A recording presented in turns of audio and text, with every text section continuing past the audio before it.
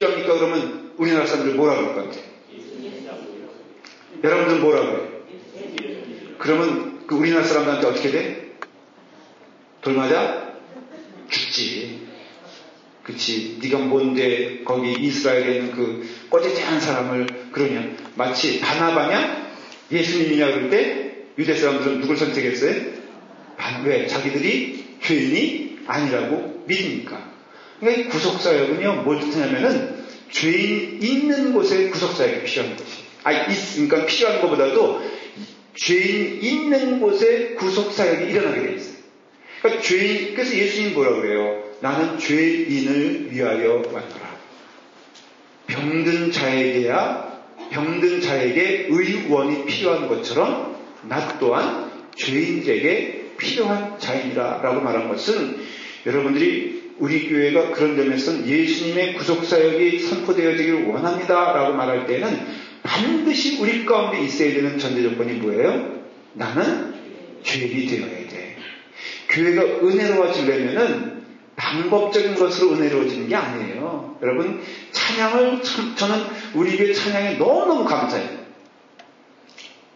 왜냐면 너무 소박하잖아. 마치 그 가정백반을 먹는 것 같은 느낌이 안 들어요?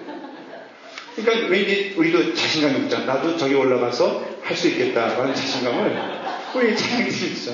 절대 이건 뭐 낮춰 얘기하는 게 아니고 제가 칭찬을 무지무지 하는 거예요. 그렇잖아요. 그렇죠? 우리 교회는 참 외모적으로 너무너무 감사하잖아요. 왜냐하면 가정백반적인 외모들이 많잖아요. 그러니까는 굳이 뭐 누구를 비교할 필요도 없고 속상해할 것도 없고 다 그 나물의 그 밥처럼 저는 너무너무 감사해요. 우리 교회는 그런 사람들만 왔으면 좋겠어요. 그러니까 목사도 제가 우리 그 백목사님 너무너무 감사한 이유가 뭐라고 그랬죠? 키가 작아서 할렐루야지. 키 큰 사람 너무너무 싫어하거든. 그러니까 우리가 교회가 은혜로우려면요 회개를 많이 해야 됩니다. 정말 저는 이것에 대해서 목피적인 경험을 통해서도 제가 경험을 많이 했어요. 교회가 너무 잘난 면에 있어서 경쟁이 되잖아요. 저는 망한 교회 많이 봤어요. 한국에서도. 제가 있던 교회도 망하진 않았지만 보면은 뭐라 그럴까 그런 게 있잖아요. 어떤 교회 안에서의 어떤 그런 그 영향력을 자꾸 내가 가지고 있는 세상적인 것으로 이렇게 취하려고 하면은 저는 그거 아니라고 생각해요. 그 한국에서 제가 있던 교회에 그 정대철 씨라는 분이 나왔어요. 정대철 씨 누군지 아세요? 국회의원이잖아요. 저는 제가 전도사예요. 굉장히 젊은 날에 그 교회에서 존재감이 없었어. 제 존재감이. 근데요, 제가 정대철 씨를 딱 보고선 제가 인사했게 안 했게? 안 했어요. 왜? 자존심 있잖아. 그렇죠? 근데 예를 들어서 그분이 왔다 그래서 그 앞에서 굉장히 유명한 사람이잖아요. 저는 유명한 사람 앞에서는 절대로 고개를 안 숙여. 그냥 제가 고개를 여러분들에게 푹 숙이면 무슨 뜻인지 아시기 바랍니다.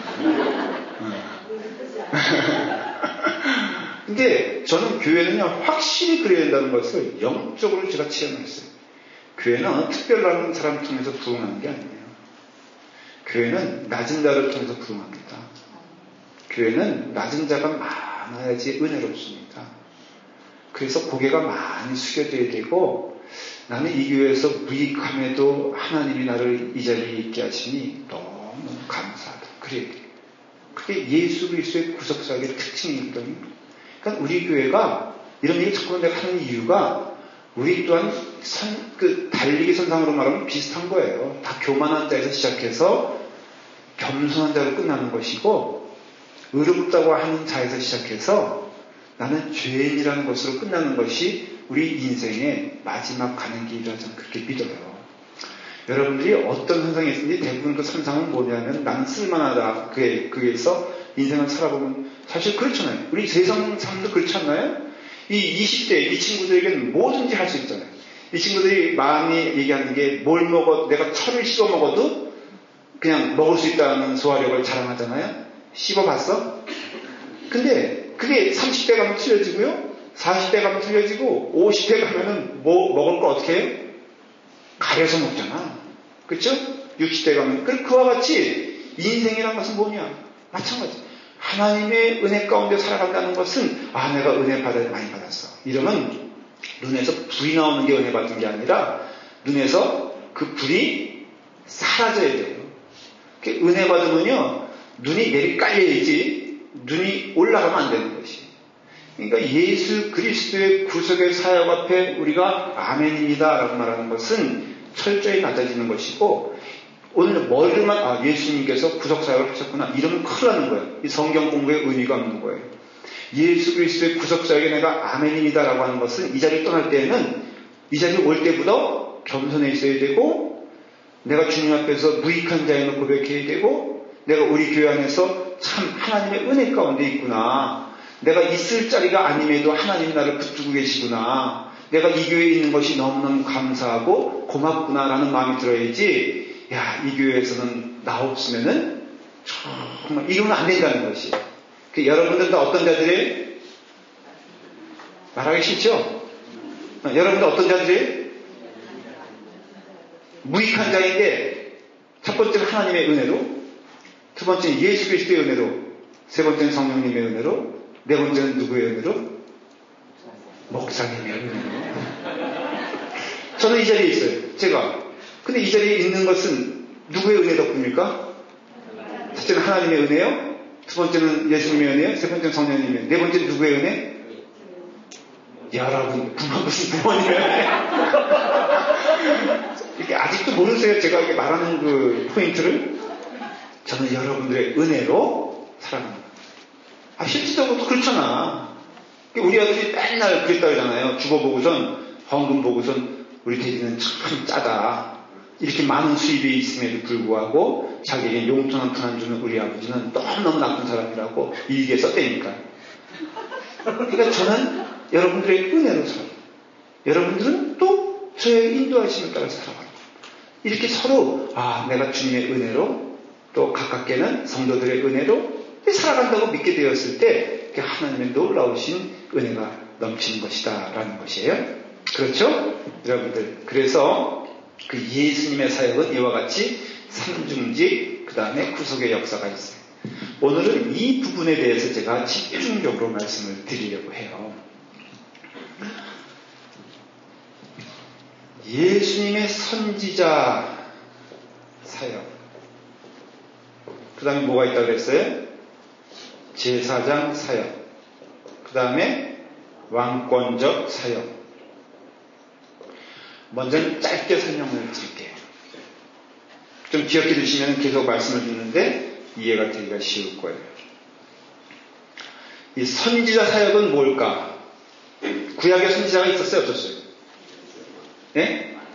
많았죠? 대표적인 사람 누가 있을까? 엘리야. 좀 우리 엘리야를 이제 넘어섭시다. 너무 엘리야를 울고먹는 것 같아. 그렇죠? 사무엘도 있고, 또 이사야도 있고, 그렇죠? 그 다음에 에스라도 포함되고 다. 근데 이 사람들의 특징이 뭡니까? 이 사람의 특징이 하나님의 사람이죠. 하나님의 말씀을 전하죠. 주로 선지자적인 역할은 뭐냐면 선포입니다. 선포는 뭐냐면은 너 믿을래? 말래? 이거예요. 너 순종할래? 불순종할래? 이거예요. 너 쉽게 말하면, 좀 이게 격하게 말하면 죽을래? 살래? 이거예요. 그러니까 선택을 말하고 있어요. 그리고 선포는 어떤 선포냐? 여러분들의 모습에 대해서 선포해요. 여러분들은 뭐라고요? 죄인이라고 선포합니다. 그러니까 여러분들의 존재는 어떤 존재다? 회개하여 주님께로 돌아올 존재라는 것을 강력하게 말해요. 이게 바로 선지자 사역이에요. 더 디테일하게 설명할 거니까 넘어갈게요. 제사장의 사역은 뭘까? 이거 히브리서에서 분명히 얘기하고 있어요. 예수님은 누구다? 제사장이다. 이렇게 말하고 있어요. 제사장은 뭐예요? 어떤 사람이에요? 자, 제가 제사장적인 역할을 하잖아요. 그럴 때는 여러분들의 모든, 제가 여기서 기도할 때, 제단에서 기도할 때 어떤 사명을 가지고 기도하냐면은 우리의 모든 죄, 우리의 모든 악한 것들, 하나님께로부터 도저히 용서받을 수 없는 내용들을 다 들고 올라가는 거예요. 그래서 예수님 하나님께 기도하는 거예요. 뭐라고? 하나님, 우리의 죄를 용서하여 주시옵소서. 그리하여서 주께서 우리를 용서하여 하나님의 자녀로 삼아 주시옵소서. 이게 바로 제사장적인 역할이에요. 구약시대 때에는 제물을 들고 갔어요. 그렇죠?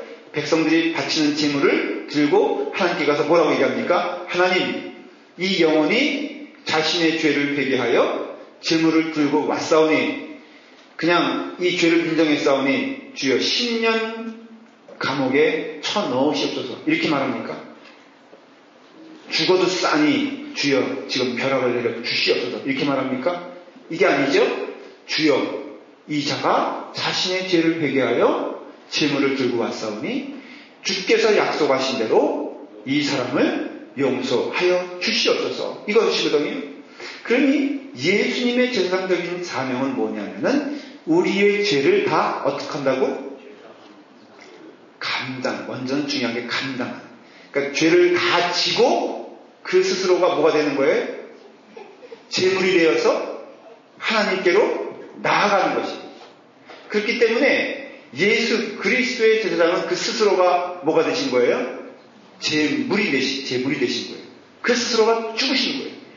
교회 안에 아까 하나님의 형상에서 말씀드렸죠. 우리는 예수 그리스도의 자녀로서 제자로서 우리도 예수 그리스도의 형상으로 살아간다고 하면은 우리 또한 교회 안에서 하나님의 말씀이 온전히 선포되는 곳에 내가 있어야 되고요. 우리 사랑하는 성도들의 모든 것들이 다 나에게는 같은 짐이 되고 같이 주님께 나가야 될 제목인 것을 알 수가 있어요.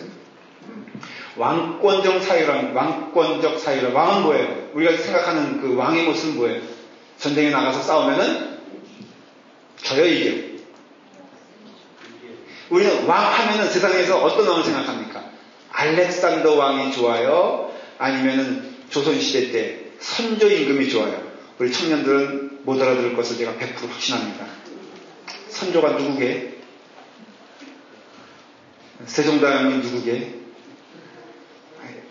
한글 만드신 분. 그래. 선조대왕은 맨날 쫓겨다녔잖아요. 알렉산더는 맨날 이겼잖아요. 그럼 여러분 왕이라고 생각했을 때 우리는 누굴 말하는 것이?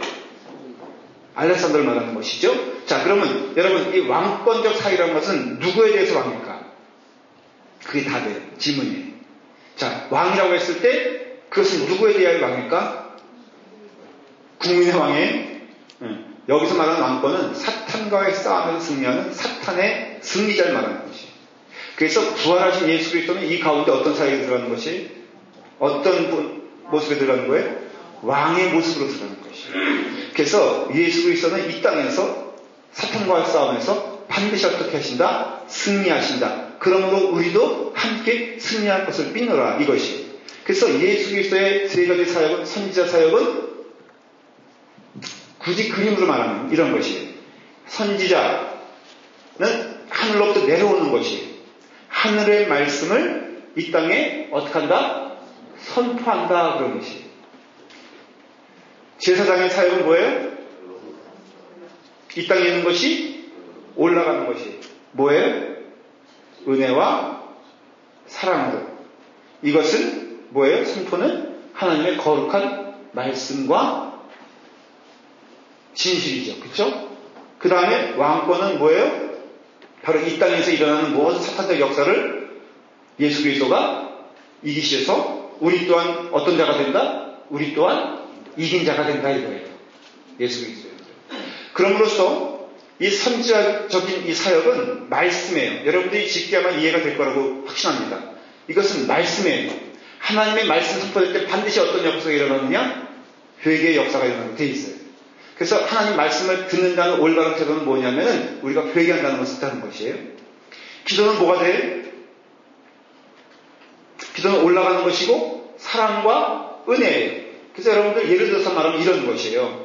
예수 그리스도의 기도를 잘 보시면요. 거기에는 인간에 대한 정죄가 있습니까? 없습니까? 여러분 요한복음 17장에 보면 예수님의 기도가 쭉 나오잖아요. 대표적으로. 근데 기도의 내용을 보면은 거기 심판이 있어요? 거기에 여러분들에 대한 죄에 대한 책망이 있나요? 없어요. 뭐가 있습니까?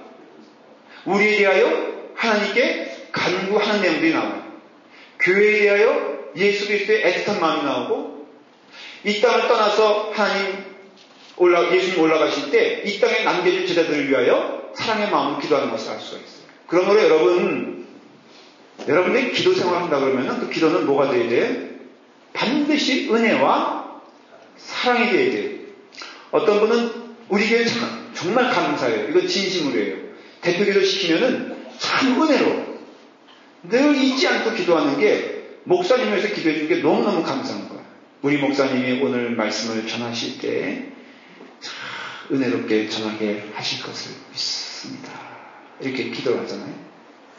어떤 교회 가보니까 우리 목사님은 성경도 안 읽으시고 우리 목사님은 기도도 안 하시고 근데 목사에게만 끝나는 게 아니야. 그분의 기도를 들어보면은 온 사방이 다 쥐래요. 자기만 빼놓고는 다 문제가 있어. 그래서 이제 중보 기도를 하시고 하는 거예요. 그래야 이제 기도를 시작합니다. 이명숙 권사님은 생긴 건 참 이쁘신데 삶이 너무 교만해요. 하나님께서 어떻게든지 좀 깨닫게 하셔서 우리 이명숙 권사님이 다음 주에 오실 때에는 조금 어떤 모습인지 낮아진 모습으로 왔으면 좋겠어요. 굳으라도 그 굽을 잘라주셔서 하나님께서 낮춰줘요. 이런 식으로 기도할 수 있어요, 없어요? 네, 제가 기도 내용 들어보면은 가끔 이런 내용들이 꽤 많습니다. 하나님, 저 영혼이 아직도 회개하지 않아서 저 모양인데 그런 기도는 있다 없다? 그런 기도는 없어요. 기도는 오직 사랑과 은혜와 감사와 하나님의 영광을 기뻐하는 기도만 있을 뿐이에요. 교회를 처음 생각하여 교회 모습이 객관적으로 많이 황폐하고 교인들이 많이 어렵고 단합이 되지 않아. 그럴 수 있어요, 없어요? 있어요? 교회 안에 단합이 되지 않는다고 하십시오. 여러분의 기도는 어떻게 나오겠어요? 부정적인 것이 있어. 너무 교회가 힘들어. 그럼 어떤 기도가 나와야 돼? 답이 뻔하죠? 주여, 우리가 지금 죽게 되었나이다. 우리 교회가 참 어려운 상태에 처하게 되었습니다. 하나님, 그러나 이 교회는 사람의 교회가 아닌 하나님의 교회가 아니십니까? 하나님의 이름이 부끄러워지지 않도록 주여 도와주시옵소서. 우리의 심령을 주께서 잡아주시옵소서. 우리들의 심령이 강팍해지지 않도록 주여 붙잡아 주시옵소서 하는 기도가 나오지. 그게 참된 기도라면 그렇게 돼야지. 주여 좋은 교회를 소개시켜 주시옵소서. 내가 떠나려는데 도통 어느 교회가 좋은지 알지 못하오니 이제부터 5교회 순례할 텐데 주여 주께서 함께 해주시사 좋은 교회 하나 골라주시면 감사하겠습니다. 이런 기도가 나와 안 나와? 나올 수가 없어요. 그러니 기도라는 것은 그 제사장적인 그 사역은 오직 사랑과 은혜와 그 모든 죄를 그 스스로가 짊어지고 나아가는 것이라 하는 것을 알 수가 있죠. 그렇죠, 여러분들? 자, 그리하여서 이제 우리가 하나님의 말씀으로 들어가게 되었을 때 선지자적인 예수 그리스도를 보게 됩니다. 예수 그리스도는 신약에만 있습니까? 구약에만 있습니까? 라고 물어본다면은 결단코 여러분들이 이제 뭐라고 말씀하셔야 되냐면은 예수 그리스도는 신약에만 있지 아니하고 구약에도 있습니다. 그렇게 말해야 돼요. 예수 그리스도는 구약에만 있습니까? 아니면은 구약 이전에 창조 이전의 세계에도 있습니까? 라고 물어본다면은 뭐라고 말씀하셔야 돼요? 예수 그리스도는 영원 처음부터 있으신 참 하나님이십니다. 이렇게 말씀하셔야 돼요. 그러면 그 예수 그리스도는 어떠한 분입니까? 라고 말한다면 이 선지자적인 입장에서 말을 한다면 예수 그리스도는 말씀이십니다. 그렇게 말해야 돼요. 그래서 이 땅이 창조될 때에도 그 삼위 하나님께서 역사하셨다고 했죠. 성부 하나님은 이 세계에 대한 계획을 하시고 성자 하나님은 이 땅을 향하여 말씀으로 있게 하시고 그리고 성령 하나님은 이 땅에 운행하셔서 그 하나님의 광활하며 위대하신 일들이 선포되어지도록 섬세하게 세세히 역사하시는 분이다라는 것을 알 수가 있죠. 그러니까 예수 그리스도는 누구시다? 하나님을 알고 말씀이다라는 것이에요. 그러니까 하나님은 말씀이시다라고 할 때 그건 누굴 말하는 것이에요? 예수 그리스도를 말씀하는 것이고, 그러면 구약시대에 그 예수 그리스도는 뭘로 존재했을까? 말씀으로 존재했어요. 그럼 그 말씀은 누구를 통해서 전파됐을까? 선지자들을 통해서 전파했어요. 그러면 여러분, 그 예수 그리스도는 어디 계신 거예요? 선포되어지는 그 현장에 무엇으로서? 말씀으로. 여러분, 선지자라고, 저를 보세요. 저를. 제가 지금 이렇게 말씀을 전할 때 이 말씀은 김도민이라는 존재에서 나온 겁니까? 아니면은 성령에 의해서 나오는 겁니까? 여러분들은 반드시 성령에 의해서 나온 것임을 믿으셔야 돼요. 그래서 제가 기도하는 가운데 말씀을 정리하는 것도 누가 하시는 것이다? 성령님이 하시는 것이에요. 말씀을 전하게 하시는 것도 성령님이 하시는 것이에요. 그리고 말씀 자체는 누구세요? 바로 예수 그리스도라 하는 것이에요. 그럼으로써 여러 선지자들을 통해서 말씀하신 그분은 누구라고 성경에서 기록하고 있냐면은 바로 예수 그리스도라 그렇게 말씀하고 있고, 그리고 구약에서 여러 선포됐던, 예를 들어 말하면 돌아갈 수 있죠.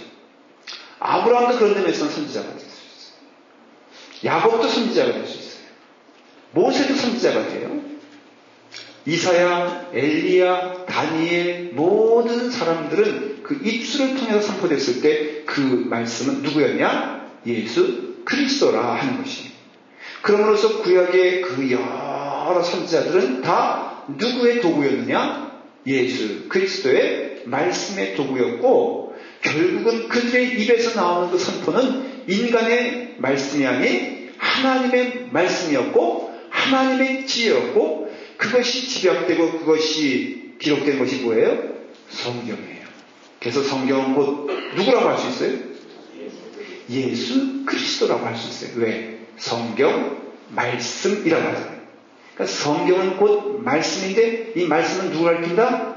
예수 그리스도예요. 그래서 우리는 예수 그리스도를 누굴 통해서 발견해? 성경을 통해서 발견하는 것이다 하는 것이에요. 성경을 좀 펴볼까요? 여러분들이 신명기 18장 15절을 누가 빨리 읽으시면 좋겠어요.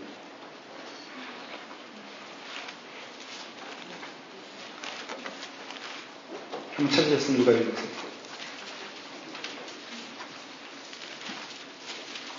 내 하나님 여호와께서 너희 중에 형제 중에서 나와 같은 선지자 하나를 너를 위하여 일으키시더니 너희는 그를 부르십니다. 네, 그랬죠? 자, 내 하나님 여호와께서 너희 가운데 내 형제 너를 위하여 나와 같은 선지자 한 사람, 복수가 아니라 한 사람 말이에요. 그 선지자 하나를 일으키시니 너희는 그의 말을 들을 것이다. 이것은 예언이에요, 아니에요? 이것은 예언이에요. 요한복음 6장 14절을 보십시오.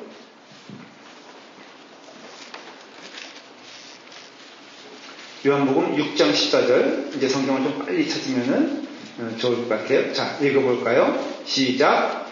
그 사람들이 예수께서 행하신 이 표적을 보고 말하되 이는 참으로 세상에 오실 그 선지자라 하더라 그랬잖아요. 그래서 이 그 선지자는 바로 여기 어디서 말한? 신명기 18장에서 말한 바로 누구다? 그 선지자를 말하는 것이에요. 그러니까 구약에 있어서 그 선지자는 누굴 말하냐면은 바로 예수 그리스도를 말씀하시고, 또 요한복음에서 기록된 것이 뭐냐? 그 선지자가 누구다? 바로 예수 그리스도임을 말씀하는 것이에요. 이것은 뭘 뜻하냐면은 구약에 있는 모든 선지자의 메시지는 다 누구의 메시지라고 할 수 있어요? 예수 그리스도의 메시지라고 할 수 있어요. 자, 그럼 거꾸로 지금 선포되어지는 말씀은 누구의 말씀입니까? 예수 그리스도의 말씀이에요. 제가 오늘 이 시간에 전하는, 이 금요 시간에 전하는 이 말씀은 누구의 말씀이에요? 예수 그리스도의 말씀이에요. 성령님의 조명을 통해서, 성령님의 인도를 통해서 나는 누구의 말씀을 전해야 돼요? 예수 그리스도의 말씀을 전해야 돼요. 그래서 부단히 누구의 뜻을 알아야 돼요? 예수님의 뜻을 알아야 되고 하나님의 뜻을 알아야지만 그 말씀이 선포될 수 있다는 것을 말하는 것이에요. 그러니 자 여러분 보십시오. 예수 그리스도에 대한 증거가 구약시대에 있었다 없었다? 있었다는 것을 말하는 것이고 구약시대에 있어서 고대하고 고대했던 그분은 바로 누구를 말하냐면은 예수 그리스도를 말씀하는 것이고 예수 그리스도는 우리 가운데 무엇으로 오셨다? 말씀으로 오셨다. 선지자로 오셨다는 것이에요. 자 선지자는 아까 화살표가 어떻게 돼 있었어요? 아래로 되죠. 이 위는 누굽니까? 예? 하나님이죠. 밑에는 누구예요? 세상. 그렇죠? 우리. 그러면 자 하나님의 말씀이 하늘에서 뚝 이렇게 인간의 세계로 왔으면은 이 뜻은 뭘 말하는 거냐면은 하나님의 말씀 앞에서는 우리 인간은 해야 될 게 딱 하나뿐이 없습니다. 뭡니까? 회개하여 순종하는 겁니다. 그래서 예수 그리스도의 선지자적인 말씀 앞에는 우리에는 딱 두 가지 덕분이 없어요. 순종할 것이냐 불순종할 것이냐. 아까 말씀드렸죠. 여러분들은 살 것이냐 죽을 것이냐. 기독교는 중간이 없어요. 여러분 기독교에 대해서 여러분들이 분명히 깨달아야 할 것은 이 세상에 대하여 우리 내년 이제 그 성경 구절이 갈라디아서 6장 14절이에요. 내가 십자가 앞에서 죽고 나는 세상에 대하여 죽는 것이. 그러니까 세상이 나를 버려도 나 관계 없도다라는 것이. 왜? 나 또한 세상을 버리기 때문에. 여러분 기독교의 복음은요 이런 요소가 있습니다. 그래서 정직하게 말하면은 세상에서 기독교인들 잘 융화돼서 사는 것은 어떤 의미에서는 성경의 뜻은 아니에요. 성경에서는 세상을 어떻게 보면은 대적하면서 성경의 세상의 문화와 함께 가는 것이 아니라 그것을 거스려서 가는 것이 사실은 뭐예요? 기독교의 문화라는 것을 알 수가 있죠. 자, 하나님의 선지자의 말씀이 이 땅에 떨어지게 되었을 때 우리 세상은 어떻게 되느냐? 거기에 타협이 없어요. 여러분 이것을 내가 뭐 받아먹을까 말까 이런 것은 신앙의 태도가 아니에요. 하나님의 말씀이 선지자적인 말씀이 선포되면요 여러분들이 두 가지일 뿐이 없어요. 하나는 뭐예요? 순종할 것이냐 불순종할 것이냐지 내가 이것을 뭐 어떻게 이해할 것이냐 이게 아니에요. 성경의 말씀은 어떤 의미에서는 배운다는 것은 여러분들이 이해력을 돕기 위해서 배우는 것이 아니라 이것이 하나님의 말씀임을 분명히 선포하기 위해서 배우는 것이고 여러분들은 그 앞에서 오직 한 길뿐이 없어요. 뭐예요? 여러분들은 회개하여 그 말씀에 순종하며 살 것이냐 아니면 불순종하여 그 말씀 아니다 라면서 나아갈 것이냐. 그러니까 예수님은 뭐라고 말씀 너희가 차든지 뜨겁든지 해라. 미지근한 자가 되지 마라. 한번 물어볼까요? 미지근한 자는 교회 밖에 있습니까? 교회 안에 있습니까? 그렇죠? 예. 하나님이 제일 싫어하는 자는 교회 밖에 있을까? 교회 안에 있을까? 대답을 잘해. 본인이 그 사람일지도 모르는데 참 여러분들은 용감한 건지 뭔지 모르겠어? 다시 물어볼게. 찬 것은 뭘 뜻해? 예? 밖에 있는 자? 뜨거운 것은. 그러니까 어떤 사람은 예수님께서 참지 뜨겁든지 하라겠네. 그러니까 내 교회 안에서 슬슬 보니까 뭐 별로 이렇게 기쁨도 못 누리니까 에이 나가버리는 게 다 하나님의 뜻이다 이런 뜻이에요? 그게 아니죠. 미지근한 자여 어디로 돌아오라는 뜻이에요? 주께로 돌아오라는 것이죠. 주님의 애정은 누구에게 있습니까? 차가운 자에게 있겠어요? 아니면 미지근한 자에게 있겠어요? 미지근한 자에게 있겠지. 그러니까는 주께서 눈물 흘리면서 얘기하는 거 아니에요? 미지근한 자들이여 너희가 빨리 뜨겁게 되라 하는 것이에요. 그러니까 하나님의 말씀이 이 땅에 임하게 되었을 때 우리는 깊이 생각해야 돼요. 이건 잘 생각하면서 대답하셔야 돼요.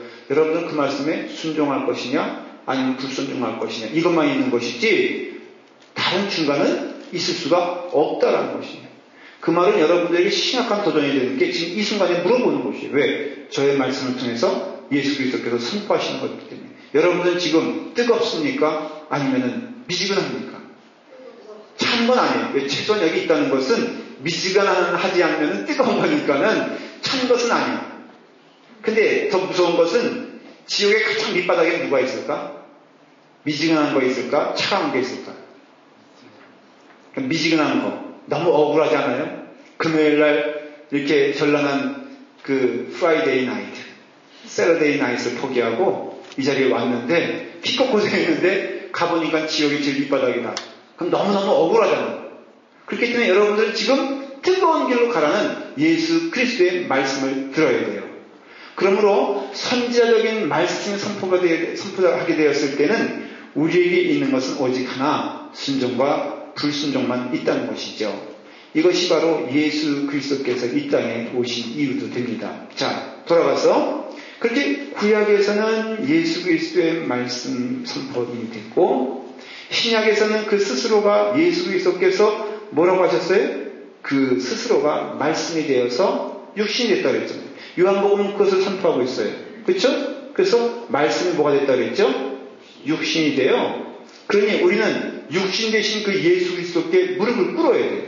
우리는 눈에 보이는 저 그림 앞에서도 사실은 상징적인 의미에서 무릎을 꿇잖아요. 왜? 그 예수 그리스도를 묵상하게 되었을 때 우리는 무릎을 꿇을 수밖에 없어요. 그래서 교회는요, 누구든지 예수 그리스도께 무릎을 꿇게 해야 되고, 무릎을 꿇는 자가 있게 되었을 때 그 교회는 은혜로운 교회가 되는 것이고, 교회는 그런 의미에서 목사와 장로님과 권사님과 집사님과 청신도 모두 함께 누구 앞에 무릎을 꿇어야 돼요? 예수 그리스도께 무릎을 꿇어야 돼요. 거기에는 신분의 차이가 없어요. 거기에는 능력의 차이가 없어요. 제가 이제 수정교회 크리스탈 캐더드럴 처치에서 그 부활절과 크리스마스가 되면은 그런 거 하지 않습니까? 그 제목이 뭐죠? 글로리오 크리스마스. 그 뱅크러스 해가지고 그걸 이제 못한답니다. 아, 천사들 날아다니는 거 보면 참 기가 막힌데. 제가 3번이나 봤거든요. 와, 얼마나 정교하게 잘 준비했는지. 이놈의 낙타가 진짜야. 네. 냄새 무지무지나. 그래서 그게 2마리만 들어오면은 온 교회가 다 그냥 그 낙타 냄새로, 제가 바로 그 통로 옆에 앉았다가 기절하여 죽는 줄 알았어요. 스쳐만 가도 냄새가 보통이 아니에요. 이제 연극하는 사람 정말 정교하지만, 이게 엑스트라도 있지 않습니까? 주인공들도 있으면은 엑스트라 있는데, 엑스트라는 행인 1, 2, 3, 로마병정 1, 2, 3잖아? 행인 3번이야. 행인 2인데, 빗자루 들고 나왔어. 그 다음에 행인 4인데, 빗자루 있으면 뭐가 있죠? 그거 담는 걸 뭐라고 해요? 쓰레받기? 그걸 들고 나왔어. 나 그래서 저거 왜 필요한가 했더니, 슬금슬금 눈치를 보는 거야, 그 사람. 낙타기만 쫓아다니는 거야. 영국 중에 그 사람 역할은 뭔지 아세요? 낙타가요. 그냥 직사화기로 마구 쏴대. 그 영국 부대에. 그러면 이 사람은 슬슬 다니면서 뭐 하는 거예요? 그래서 제일 많이 나오는 행인 가운데 몇 번, 넘버 3가 넘버 4가 제일 많이 나와. 왠지 아세요? 이놈의 낙타가 계속 그냥 쏴대기니까는 저는 그런 것만 눈에 보여. 우리 집사람은 은혜 쪽으로 갔는데 저는 그런 것만 눈에 띄는 거예요. 사하게. 야, 은혜 받았어요. 역시. 근데 거기 보십시오. 거기에 왕께 경배한다고 했을 때 보세요. 동방 박사들도 무릎을 꿇고, 그리고 또 양치는 목자들도 무릎을 꿇고, 어린 아이도 무릎을 꿇고, 상징적인 의미에서 양과 거기 있던 모든 동물들도 다 주 앞에 무릎을 꿇어요. 그건 정말 은혜로워요. 그냥 그 예수님에 대한 스팟라이트이 쫙 비치면서 천군 천사들도 그 앞에 무릎을 꿇고, 그리고 또 모든 왕들도 또 천한 사람들도 다 주 앞에서 무릎을 꿇는데, 그 점에서는 지금 막 은혜를 받았어요.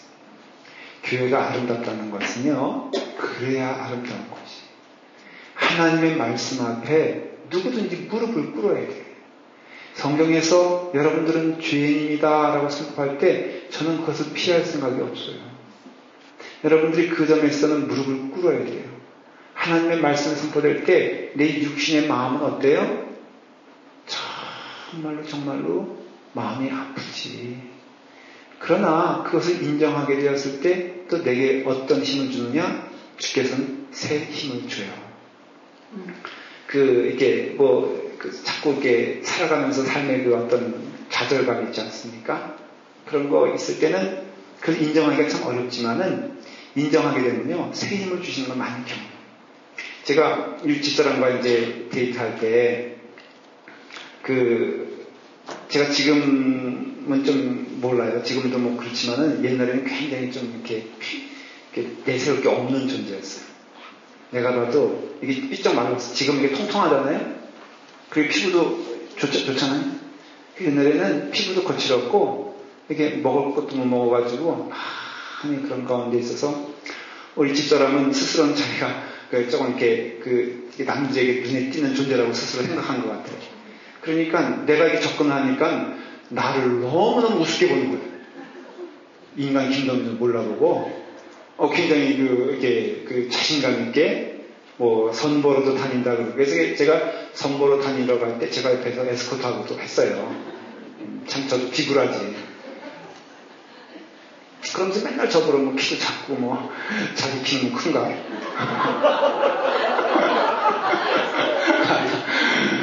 진짜 그때는 제가 결혼하게 되니까 1년 만에 모든 수모를 다 견뎠지만은 객관적으로 제가 나섰어. 근데 아무튼 그때는 자신감도 없었고 가난한 신학생이고 어쩌고저쩌고 해서 저에 대한 자신감보다는 저에 대한 어떤 열등감이라고 할까? 그런 게 제가 좀 있었어요. 또 어릴 때는 뭘 하겠어 제가? 딸기코였잖아요. 제가 아주 그 얘기하면 끝이 없어. 다리무시였죠. 딸기코죠. 제가 좋아하는 여학생에게 6년 동안 짝사랑한 적이 있거든요. 이제 초등학교 때 조회를 쓰자. 이렇게 조회를 쓰면은 이게 여학생 한 줄 세우고 남학생 한 줄. 이런 얘기만 하면 이 청년들은 그냥 졸다가 늦게. 이게 쫙 이렇게 쓰면은 저는 일부러 늦게 나가. 왜냐면 그 여학생이 17번째 섰거든. 내가 미리 아는 거 이렇게 다 보고 있는 거야. 그리고 목숨 걸고 나는 어디로 들어가? 남학생 17번째 줄에 들어가는 거야. 그러니까 그 여학생이 19번째 쓰면 몇 번째 서야 돼?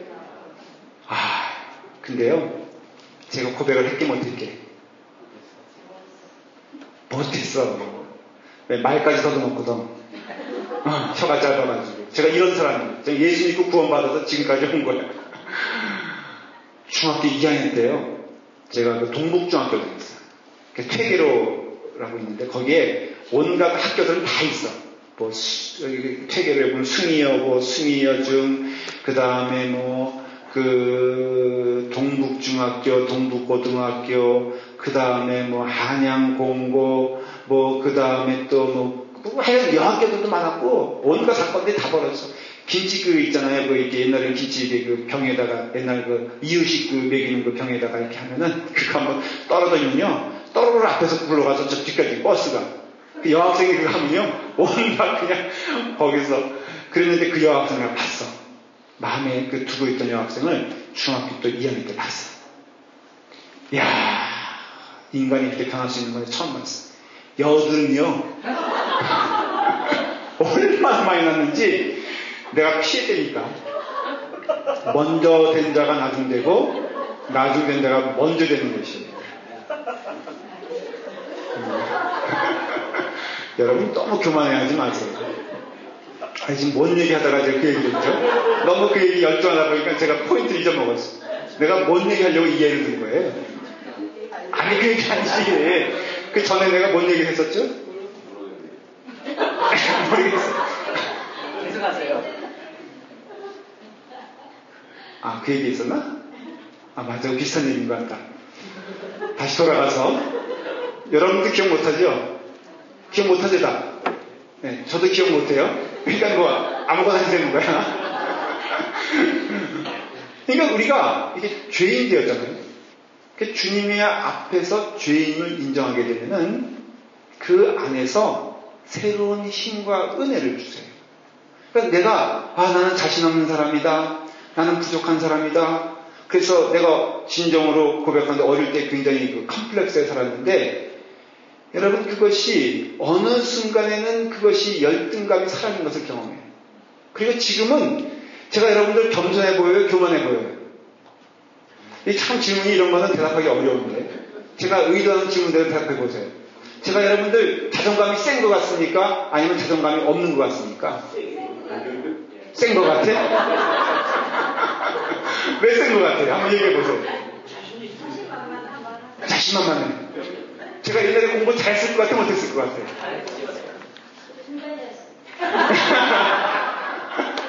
보세요. 예수 믿는 이게 변한다니까. 지금 어느 누가 나를 가르쳐서, 옛날 김도민이라고 그랬어요. 제가 초등학교 그때 중학교 동창들을 제가 한국 가니까 그 교회에서 있던 친구들, 학교에서 있던 친구들 한 12명이 모였어요. 저기도 인기가 있어. 여학생이 6, 남학생이 6. 근데 그때 내 기억엔 내가 제일 초라하고 꺼져져 있거든? 딱 가니까요. 제 느낌이야, 그냥. 저를 중심으로 다 모인 것 같아. 왜? 제가 왔으니까 모였잖아. 제가 미국에서 왔으니까 다 모였으니까 누굴 중심으로 모인 거야? 나의 중심으로 모였지. 그리고요, 내가 미국에서 왔다니까는 전부 미국에서 온 사람들은 대단한 줄 알잖아. 그때 그렇죠? 그러니까 다 내가 이제 스타가 된 거예요. 다 누구의 은혜요? 하나님의 은혜예요. 그래서 내가 낮아지면 누가 높여주죠? 하나님이. 지금은 아무도 저를 가르쳐서 김동민이 못났다 그런 사람 한두 명 있겠지. 있겠지만은 제 앞에서 안 그래. 저희 아버님이 돌아가시기 전에 이런 얘기 하셨어요. 아주 의미심장한 얘기 하셨는데, 김도민, 너는 대리만성이다. 그게 무슨 뜻일까? 대기만성은 뭐냐면은 처음은 요만해 보였는데 나중에는 이만해졌다는 뜻이야. 이해가 되냐? 처음에는 아닌 것처럼 보였는데 나중에는 너무 멋있는 사람이 된 것을 대기만성이라 이거예요. 왜 그런 말씀하셨어요?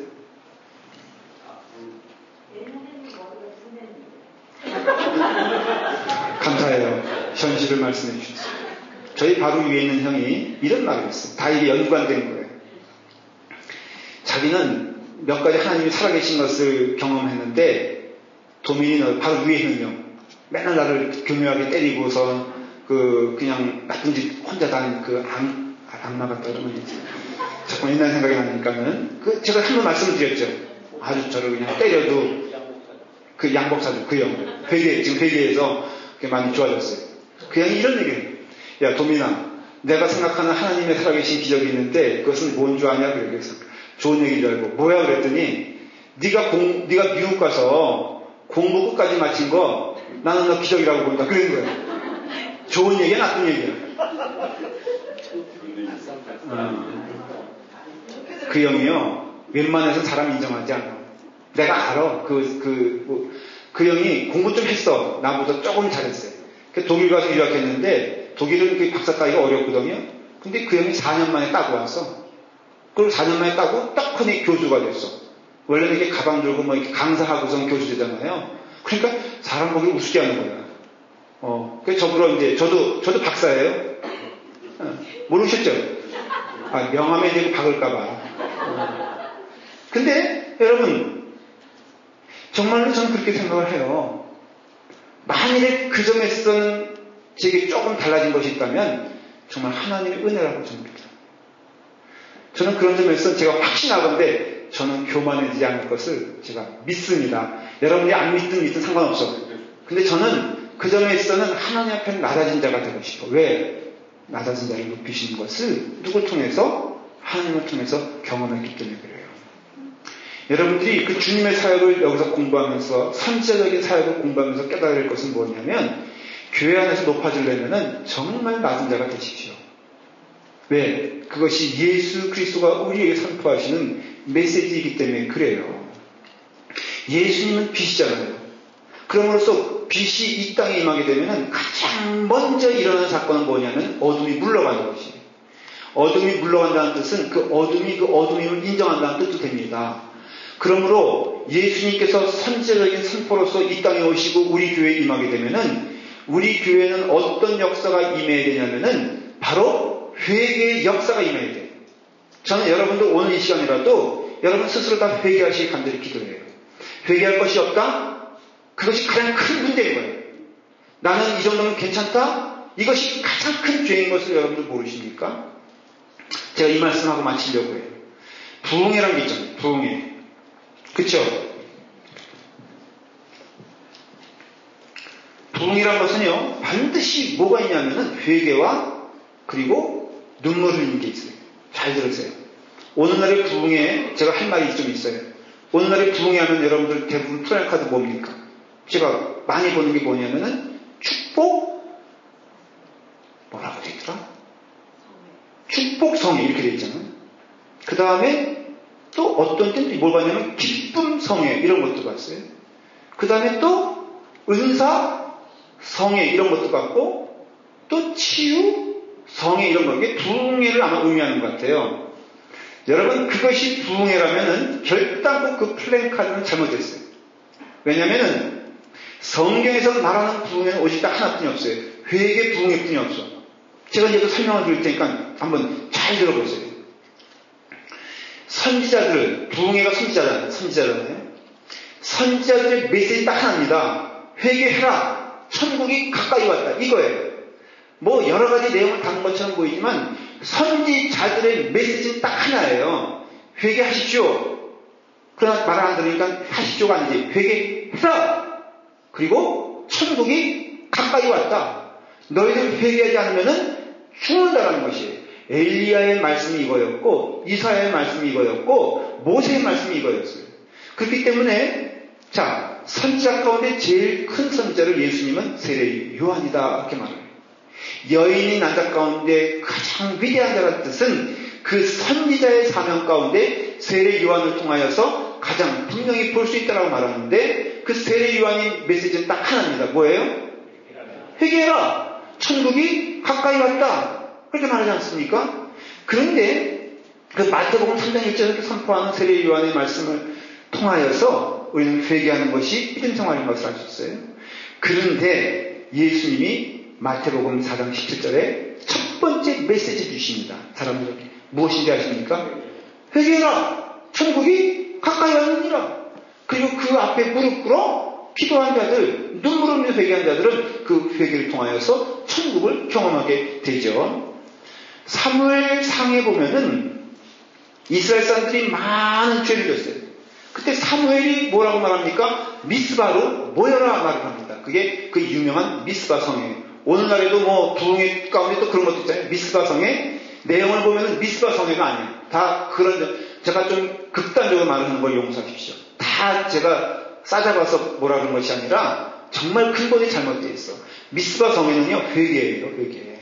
그래서 미스바에 모여서 사무엘이 한 얘기가 뭐냐? 전심으로 주 앞에서 회개하고, 왜? 그때까지 이스라엘 사람들은 죄악 가운데 있었기 때문에 회개하고 너희들은 하나님을 영접을 해라. 그거예요. 그래야지 너희들은 살 길이 있다라는 것이죠. 에스라에서에 보면요, 이스라엘 사람들이 죄를 져서 그 삶이 망하게 되었을 때 에스라가 하나님 전 앞에 엎드려며 기도하여 죄를 자복할 때 많은 백성이 심히 통곡하였다 그랬어요. 그렇죠? 그건 뭐예요? 하나님 말씀이 임하게 되었을 때 여러분들에게 할 수 있는 딱 하나예요. 회개하여 주께 구원받는 길뿐이 없어요. 사도행전 2장에 보면은 베드로가 설교를 합니다. 그럴 때 뭐라고 설교하느냐 하면은 그런즉 이스라엘 온 집이 정녕 알지니 선포하는 거예요. 너희들 잘 들어라. 너희가 십자가에 못 박은 이 예수를 하나님이 주와 그리스도가 되게 하셨느니라 라고 했을 때 이스라엘 사람들 반응이 뭔지 아십니까? 저희가 이 말을 듣고 마음에 찔려. 그랬어요. 마음에 찔려 베드로와 다른 사도들에게 물어 가로되 형제들아 우리가 이제는 어찌할꼬 하니 베드로가 가로되 너희가 회개하여 각각 예수 그리스도의 이름으로 세례를 받고 죄사함을 얻으라. 그러면 성령을 선물로 받게 될 것이다. 성령을 못 받으셨어요? 오늘 예수님 말씀을 통해서 제가 선포합니다. 회개하십시오. 여러분들의 죄를 회개하는 자에게 성령의 선물로 임할 것을 믿습니다. 그러므로 여러분 마음 가운데 왜 주님이 나와 함께 하시지 않는가? 왜 내 삶에게 황폐한가? 왜 내 삶에게 실패한 것 같으나 다 하나예요. 성령님이 임하시지 않은 것인데 그 성령님은 어느 때 오시느냐? 여러분들이 전심을 다하여 회개할 때 온다라는 것이에요. 저는 우리 라판학교에 회개할 것이 많다라고 저는 믿어요. 여러분들 어떻게 생각하세요? 여러분들이 물론 우리 다 악한 존재예요. 라판학교가 특별하게 악하기 때문이 아니에요. 모든 교회들이 회개하지 않으면 참된 부흥은 일어나지 않아요.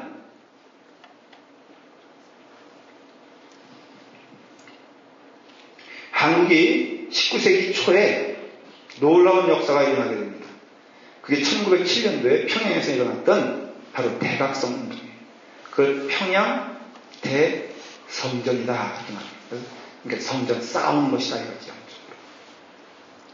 근데 1907년 전에 1903년에 원산에서 외국 선교사님들이 모여서 회개의 기도를 하기 시작했어요. 그리고 나서는 누구를 강사로 모셨냐면은 의료 선교사 하디 선교사를 모셨어요.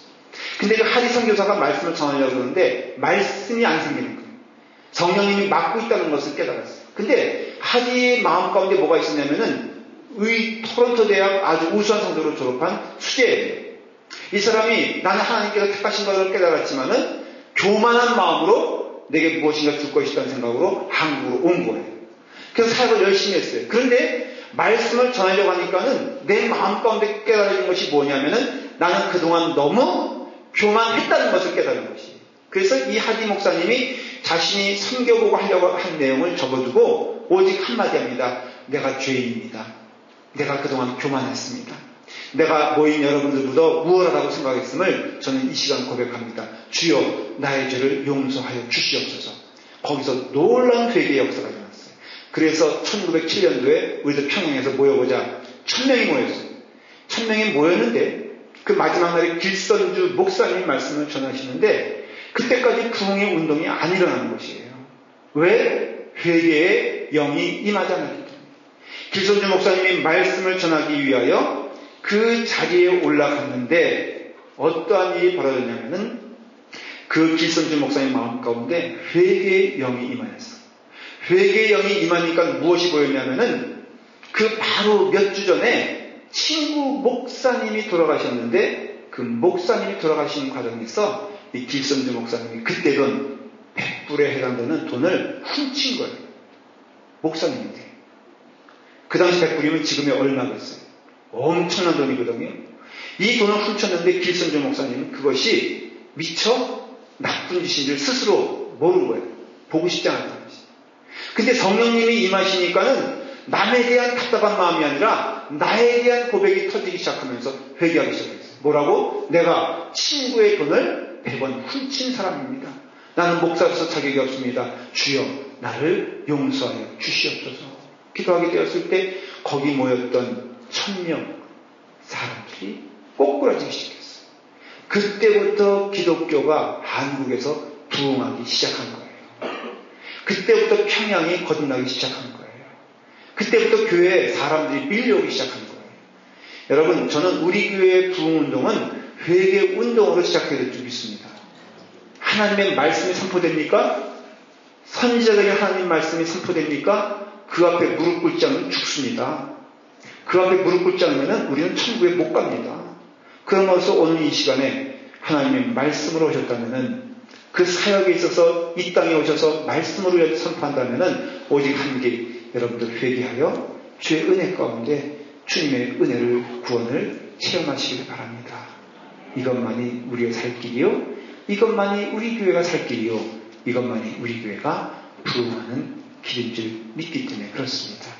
네, 함께 기도하겠습니다. 여러분들 오늘 기도하실 때 이따가 개인의 기도 시간을 통하여서는 여러분들의 모습을 주님께 드리길 바랍니다. 보는 것이 힘들 수 있지만, 내 모습을 내가 보는 것이 어려울 수 있지만, 그러나 우리 주님은 그것을 요구하십니다. 여기에는 순종할 것이냐 아니면 이것이 내게 불순종으로 나갈 것이냐는 이제 여러분들이 주 앞에서 고백해야 될 내용인 것입니다. 기도하실 때 그러한 은혜를 체험하시기 바랍니다. 제가 지금 대표로 기도하겠습니다. 사랑하는 주님, 오늘 하나님의 말씀을 주셔서 감사합니다. 주여, 선자로 오신 예수 그리스도, 하나님의 말씀으로 오신 예수 그리스도, 그 예수 그리스도 말씀 앞에 무릎을 꿇는 저희가 되게 하여 주시옵소서. 남을 보지 말고 나를 향한 하나님의 은혜의 빛을 보게 하시며 나의 모습을 회개하여 하나님께 구원받는 자가 되게 하여 주시옵소서. 나의 모습을 회개하여 하나님의 참된 은혜를 체험하게 하여 주시옵소서. 나의 모습을 회개하여 우리 교회의 부흥을 보게 하여 주시옵소서. 이 라팔마 지역에 세워주신 교회를 통하여 하나님의 영광을 보길 원하오니 주여, 주인 부르실 때에 아멘하며 나아갈 수 있도록 인도하여 주시고 하나님의 말씀 앞에 순종하여 무릎 꿇는 자 될 수 있도록 인도하여 주시옵소서. 예수님의 이름으로 기도드리옵나이다. 아멘.